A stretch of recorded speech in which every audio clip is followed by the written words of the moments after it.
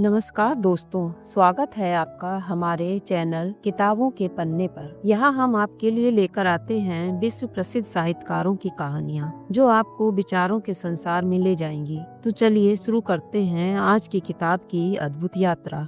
यह कहानी रविन्द्रनाथ ठाकुर के द्वारा कहलवाई गई है। कहानी इस प्रकार है।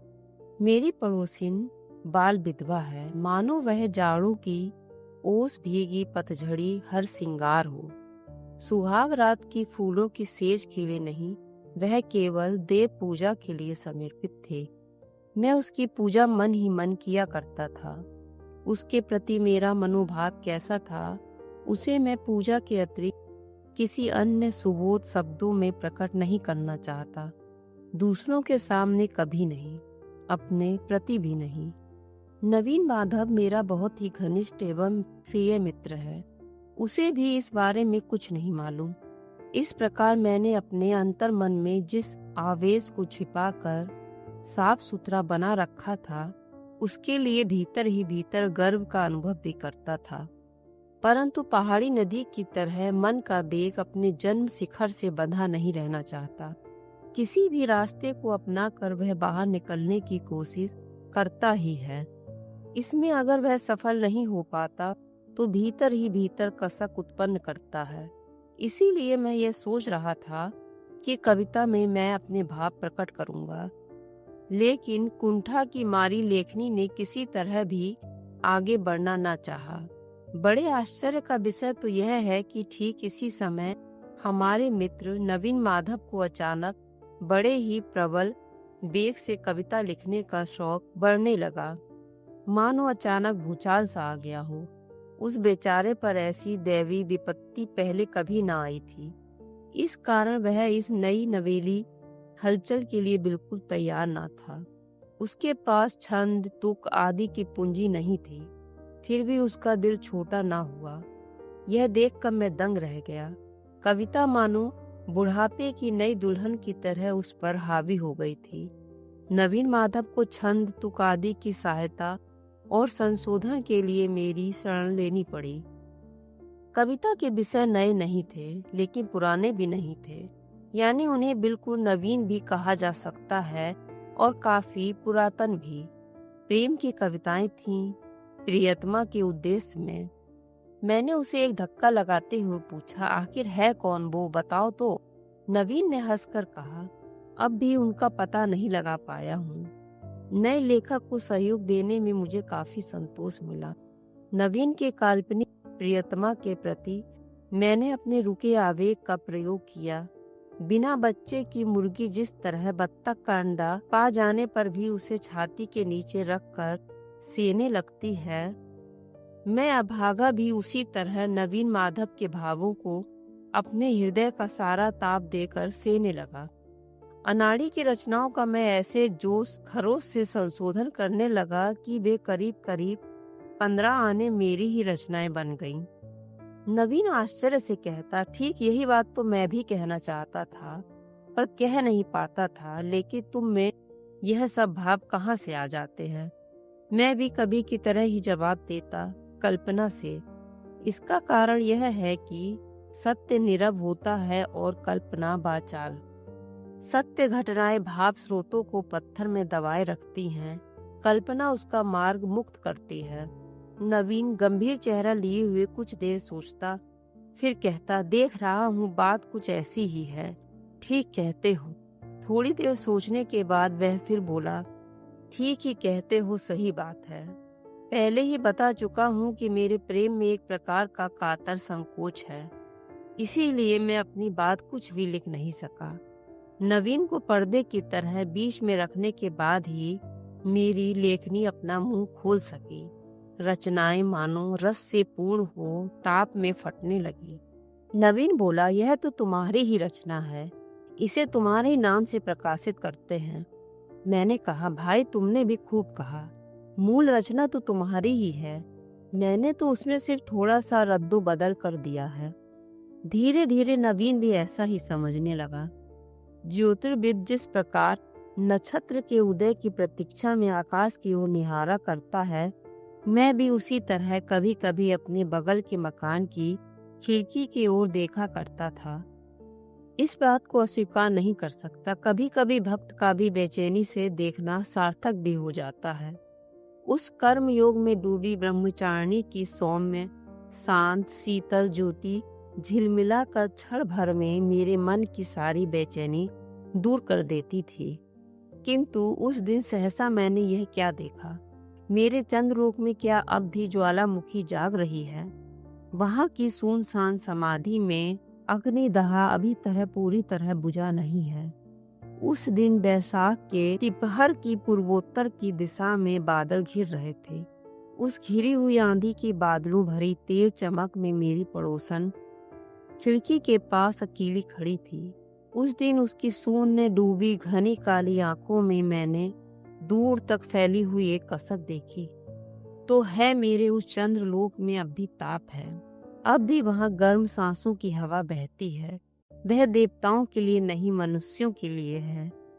उस दिन उस आंधी के प्रकाश में उसकी दोनों आंखों के तेज झपझपाहट उतावले पक्षी की तरह उड़ी चली जा रही थी, स्वर्ग की ओर, मानव हृदय की घोंसले की ओर। उत्सुक आकांक्षा से चमकती उस दृष्टि को देखने के बाद मेरे लिए अपने बेचैन मन को काबू करना मुश्किल हो गया। तब केवल दूसरे की कच्ची अनगढ़ कविताओं के संशोधन से मन नहीं भरा, मेरे अंदर भी किसी प्रकार का काम करने की चंचलता पैदा हो गई। तब मैंने यह निश्चय कर लिया कि बंगाल में भी विधवा विवाह प्रचलित करने के लिए मैं अपनी सारी चेष्टा का प्रयोग करूंगा। केवल व्याख्यान और लेख लिखकर नहीं, आर्थिक सहायता देने के लिए भी आगे बढ़ा जाएगा। नवीन मेरे साथ बहस करने लगा। उसने कहा, चिर वैधव्य में एक पवित्र शांति है। एकादशी की धुंधली चांदनी से प्रकाशित समाधि भूमि की तरह उसमें एक महान सौंदर्य है। क्या वह विवाह की संभावना मात्र से नष्ट नहीं हो जाएगा? ऐसे कवित्व की बात सुनते ही मुझे गुस्सा आ जाता है। अकाल में खाने के अभाव में जो व्यक्ति घुल घुल कर मर रहा हो, उसके पास हट्टा कट्टा कोई व्यक्ति आकर यदि भोजन की भौतिकता के प्रति घृणा प्रकट करते हुए फूल की सुगंध और पक्षियों के गीत से मरते हुए का पेट भरना चाहे तो वह कैसा लगता है? मैंने गुस्से में आकर कहा, सुनो नवीन, कलाकार कहते हैं कि खंडर का भी एक सौंदर्य होता है, लेकिन किसी घर को सिर्फ चित्र के रूप में देखने से ही काम नहीं चलता, क्योंकि उस घर में रहना पड़ता है। कलाकार कुछ भी कहता रहे, उस घर की मरम्मत जरूरी है। वैधव्य के बारे में दूर बैठकर तुम चाहे जितनी कविताएं लिखना चाहो, किंतु यदि तुम्हें याद रखना चाहिए कि उसमें आकांक्षाओं से भरा एक मानव हृदय अपनी पवित्र विचित्र वेदना के साथ वास करता है।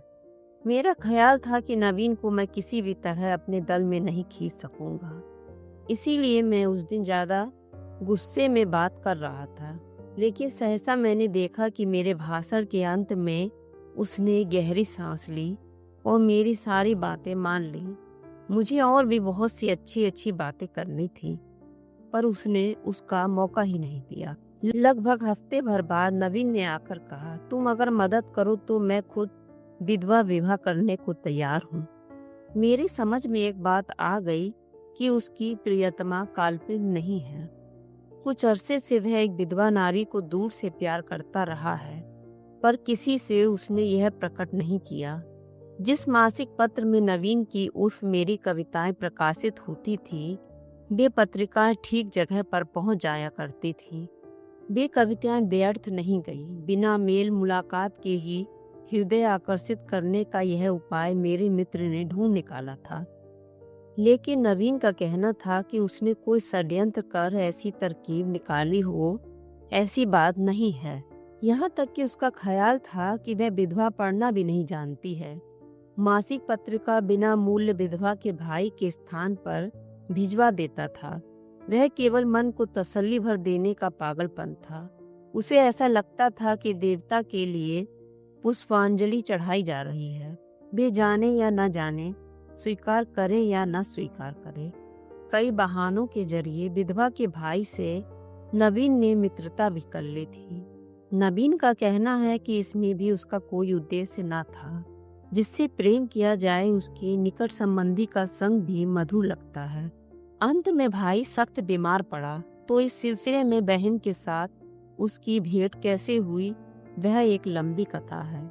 कवि के साथ कविता में वर्णित विषय का प्रत्यक्ष परिचय हो जाने के बाद कविता के संबंध में दोनों में बड़ी चर्चा हो चुकी थी और यह चर्चा छपी कविताओं में ही सीमित थी, ऐसा नहीं कहा जा सकता।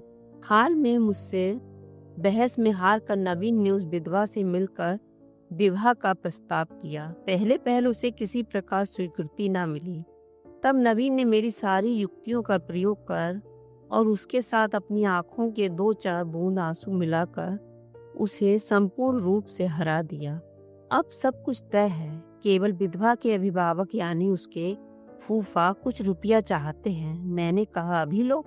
नवीन बोला इसके अलावा एक बात और है, शादी के बाद पिताजी 5-6 महीने तक जरूर खर्चा पानी बंद कर देंगे और तब तक दोनों का खर्च निभाने के लिए तुम्हें इंतजाम करना होगा।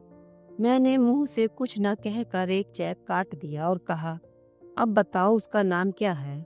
मेरे साथ जब तुम्हारी कोई प्रतियोगिता नहीं है तो परिचय देने में तुम्हें किसी बात का डर क्यों है। मैं तुम्हें छू कर सौगंध खाता हूँ कि उसके नाम कोई कविता नहीं लिखूंगा और अगर लिखूं भी तो उसके भाई के पास ना भेजकर तुम्हारे पास भेज दिया करूंगा। नवीन ने कहा अरे इसके लिए मुझे कोई डर नहीं है।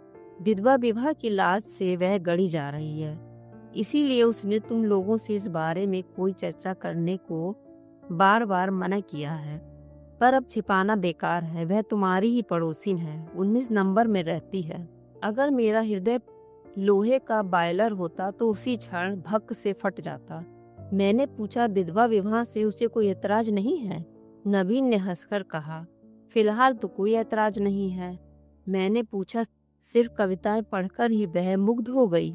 नवीन ने कहा क्यों, मेरी वे कविताएं कुछ बुरी तो थी नहीं। मैंने मन ही मन कहा धिक्कार है। धिक्कार किसे, उन्हें या मुझे या विधाता को, लेकिन धिक्कार है।